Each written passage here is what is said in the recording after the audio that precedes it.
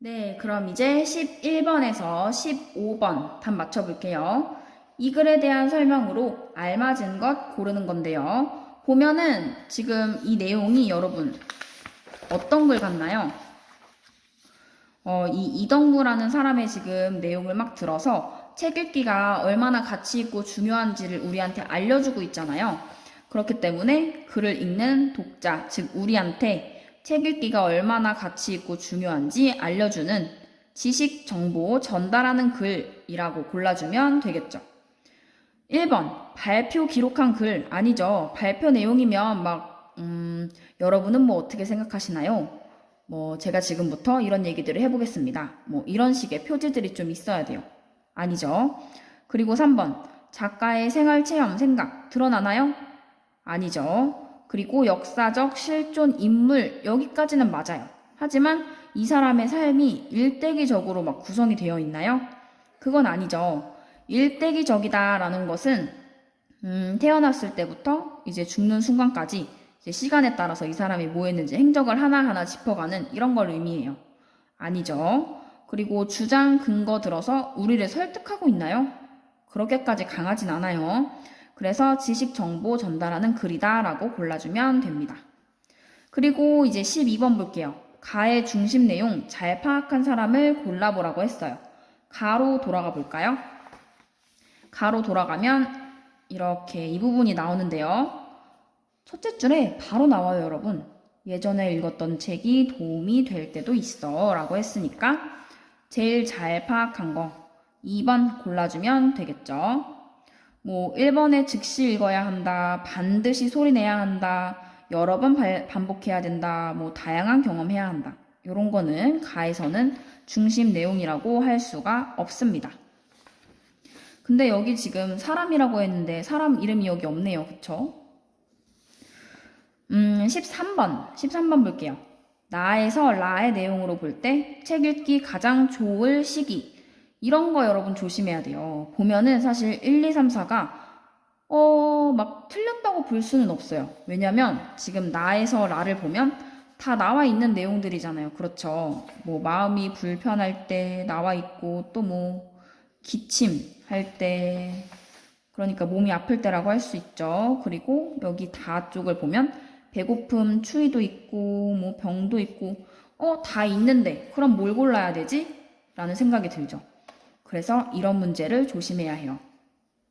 가장 적절한 거라고 했어요. 나라의 내용을 다 통틀어 봐야 해요, 여러분. 근데 지금 나에서 라까지 다 보면 라에 결국 뭐가 나오죠? 만약에 이런 거 저런 거 다 충족이 됐으면 다 편안하면 어떻게 하냐고? 그때야말로 책 읽기에 더없이 좋을 때지 라고 얘기했죠. 그렇다는 거는 결국에는 편하지 않을 때 그리고 편할 때 모두 책을 읽어야 한다고 지금 얘기하는 거잖아요. 그렇기 때문에 나, 라 다 짬뽕해서 봤을 때 5번을 골라주면 됩니다. 이해되나요? 이해되죠? 그러면 14번 볼게요. 글쓴이가 기억과 같이 말한 까닭에 해당하지 않는 것 골라주는 건데 기억은 이제 글은 정말 만병통치약인 것 같아 라고 얘기를 했죠. 거기에 해당하지 않는 것 지금 여기 다 내용을 보면서 골라주면 돼요. 지혜로워진다. 그리고 지식 쌓는다. 육체적 괴로움 있는다. 그러니까 배고픔, 추위 이런 거죠. 그리고 5번에 근심, 걱정 해결할 수 있다. 다 나와 있는데 훌륭한 글을 쓸 수 있다. 요 내용은 나와 있지 않아요. 그래서 4번 골라주면 돼요. 그러면 이제 15번 볼게요. 15번은 니은에 들어갈 낱말을 조건에 맞게 쓰는 건데 사실 요거는 이제 교과서에 나와 있어서 조금만 들춰봐도 바로 적을 수 있죠. 다른 생각 전혀 하지 않고 책 읽기에만 골몰하는 경지. 내 음절이라고 했어요. 음절이라는 것은 그냥 글자 수를 의미해요. 그냥 편리하게. 어절은 아까 띄어쓰기 단위라고 했었죠? 음절은 글자예요, 글자. 그래서 예를 들어 이 부분은 1, 2, 3, 3음절. 니은, 에, 하나, 둘, 2음절. 쓰시오, 하나, 둘, 셋, 3음절. 요렇게 세주면 돼요. 그러니까 4음절이라는 건 4글자 적으라는 뜻이겠죠. 그래서 하나, 둘, 셋, 넷, 4음절, 독서, 삼매 라고 적어주면 됩니다. 여기 있는 삼매라는 것은 불교 용어라고 해요, 원래. 그래서 불교에서 이제 뭐 잡념을 떠나 뭐 오직 하나의 대상에만 정신을 집중하는 경지를 의미한다고 하네요. 근데 이 앞에 지금 독서가 붙었으니까 결국은 독서, 즉 책 읽기에만 몰두하는 것이다 라고 해석을 할 수 있겠네요. 그럼 이제 드디어 16번에서 20번까지 답을 맞춰보고 오늘 수업 마무리하도록 할게요. 이 16번에서 20번에 해당하는 이 글 내용 어떤 거였는지 여러분 모두 기억나나요? 교과서에 실려있던 보잘것없어 보이지만 가치를 지닌 식물들에 대한 글이었죠. 그럼 문제 풀어볼게요.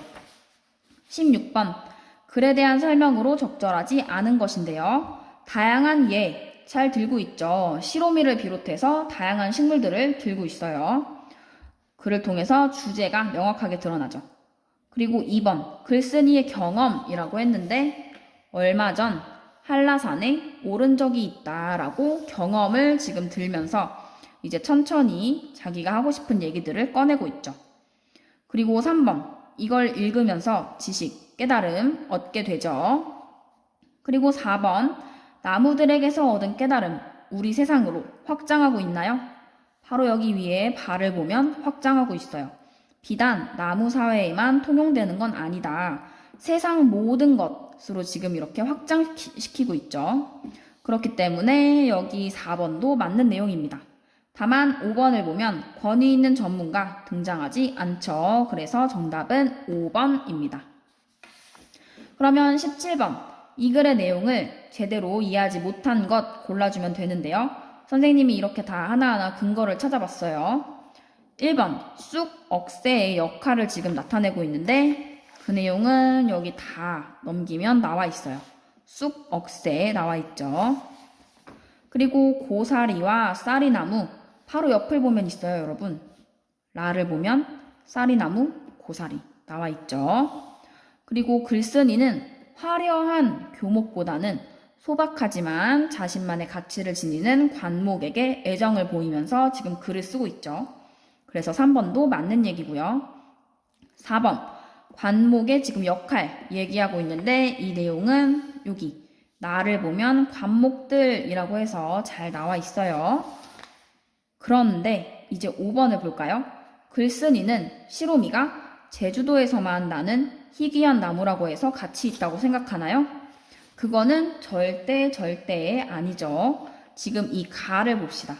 가를 보면 어디에 있냐면 여기 콩알보다 작은 열매에 어떻게 그렇게 물기가 담겨 있는지 시로미처럼 보잘것없어 보이지만 존재 가치를 분명하게 지니는 나무는 우리 주변에 많다.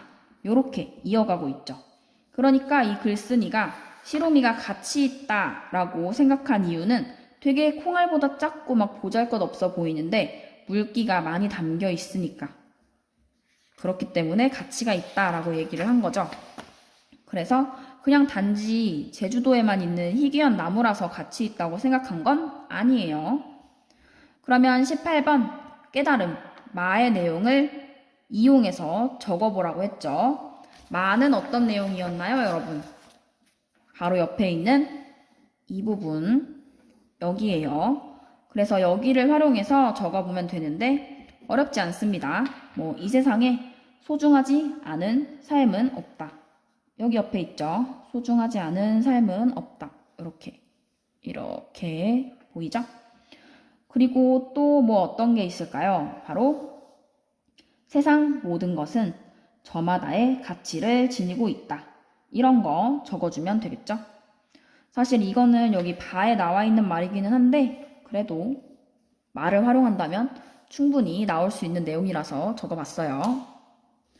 그러면 19번 기억에서 미음 중에서 시로미 성격이 다른 거 하나 골라주면 되는데 요거는 좀 쉽지 않나요, 여러분?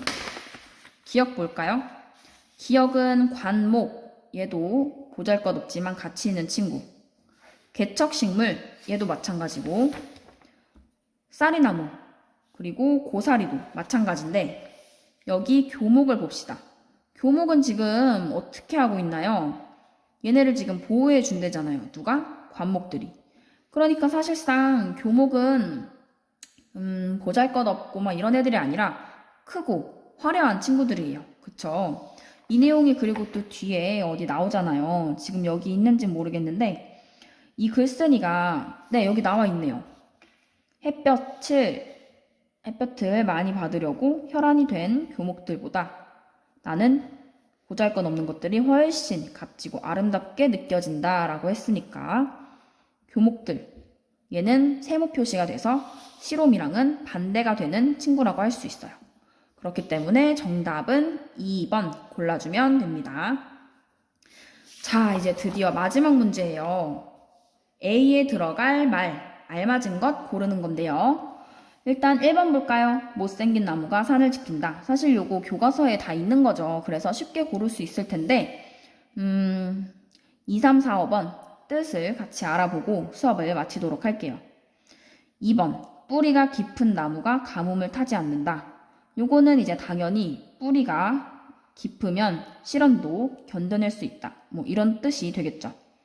3번 나무만 보고 숲은 못 본다 라는 거는 지금 앞에 있는 부분적인 것만 보고 큰 그림, 빅픽처 못 본다는 뜻이에요. 4번 볼까요? 나무 한 대를 베면 10대를 심으라. 이거는 이제 뭐 더 많은 나무를 심어서 숲을 키워야 한다. 뭐 이런 뜻이겠죠.